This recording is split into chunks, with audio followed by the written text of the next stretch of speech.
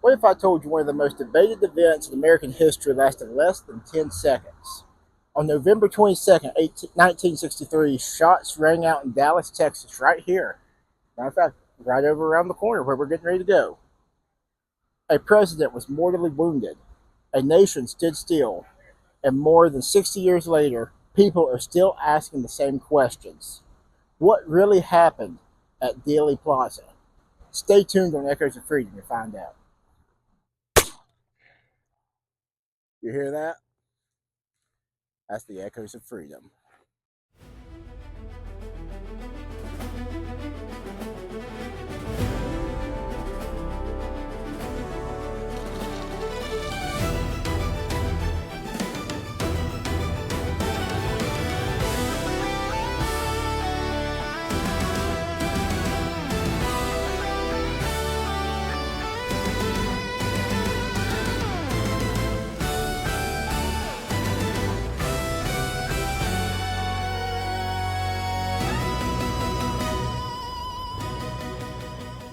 What's up, historians? Today we are standing in downtown Dallas, Texas, to talk about one of the most significant and controversial events in American history, and that is the assassination of President John F. Kennedy. We're standing here overlooking the road where Kennedy got shot. I'm going to pan around there in just a moment, but for many Americans, it's one of those moments where they remember exactly where they were when they heard the news. A moment that changed a presidency, a moment that changed a nation, and a moment that continues to spark debate to this day. So in 1963, America was in the middle of a tremendous change. The Cold War dominated world affairs, the Civil Rights Movement was reshaping the country, and President Kennedy was elected just 3 years earlier, representing a new generation of leadership. And President, and at only 46 years old, he was the youngest elected president in American history. I got a string. It's going to bother me, but we're going to roll with it. His administration spoke of a new frontier and inspired millions of challenges like the landing of the moon, or the man on the moon. But on November 22nd, 1963, everything changed. And we're going to walk around this way. My health, I release that where it can follow. So we're going to walk around over here, and it's going to happen here right behind me. So Kennedy's going to travel down in Dallas as part of a political trip. He's going to come down right down this road here behind me. And I don't know if you can see it or not. I might throw a picture up. But there's an X on the road. And that X is going to be where he's going to take the bullet. That afternoon, he rode an open-top limousine through downtown Dallas. And thousands of people lined the streets as they would for any president coming through town. People waved flags. Families gathered to catch a glimpse of the president. And as the motorcade entered the Dealey Plaza, shots suddenly rang out. Within seconds, President Kennedy had been struck.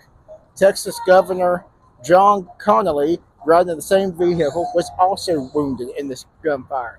And if you can see, I'm going to walk this way just a little bit. If you can see this kind of brick building, the lighter brick building behind me, that's going to be where the shot was taken from by Lee Harvey Oswald during this time. The limousine then sped towards the hospital. Kennedy was rushed down the road to Parkland Memorial Hospital, but doctors were unable to save him. At 1 p.m., the president would be pronounced dead. The news spread rapidly across the nation through television and radio. Schools dismissed students, businesses closed, and people gathered around televisions in disbelief. For many Americans, this felt impossible. Authorities quickly arrested Lee Harvey Oswald, who worked in the nearby Texas School Book Depository, which is that building I just showed you there behind us. According to the official investigation, the Warren Commission, led by the Warren Commission, Oswald acted alone, firing 3 shots from the 6th floor of the building overlooking the motorcade route. But the story does not end there. Just 2 days later, while being transferred between facilities, Oswald himself was shot and killed on live television by Jack Ruby. And with that, countless questions would begin, such as bringing us to now why this debate continues. The JFK assassination remains one of the most studied events in American history. Over the decades, numerous investigations have examined the evidence. Many historians accept the Western Commission's conclusion that Oswald was the lone gunman. Others have questioned aspects of the evidence and continue to debate over the possibility of a broader involvement. What everyone agrees on is this: the assassination profoundly changed America. It affected public trust in government and altered the nation's political landscape and became one of the most defining moments of the 20th century. So, as for Kennedy's legacy, I'm going to come on around a little bit more here, get in the shade just a little bit. So, as for Kennedy's legacy, despite serving less than 3 years as president, Kennedy left an enormous legacy. His administration championed the space program, the civil rights initiatives, Cold War diplomacy, and public service. One of his most famous lines still echoes today: "Ask not what your country can do for you, ask what you can do for your country."